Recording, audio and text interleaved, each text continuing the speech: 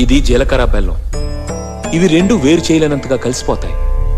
పెళ్లి తర్వాత భార్యాభర్తలు కూడా జీవితాంతం అలా కలిసి ఉండాలని ఇవి తలపై పెట్టిస్తుంది.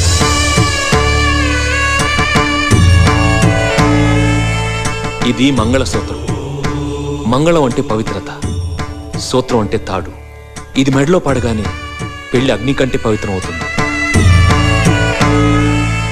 పుట్టింటికెళ్తే అత్తారింటిని, అత్తారింటికెళ్తే పుట్టింటిని మర్చిపోకూడదనే 2 బొట్లున్న తాళ్ళని మెడలో కట్టిస్తారు.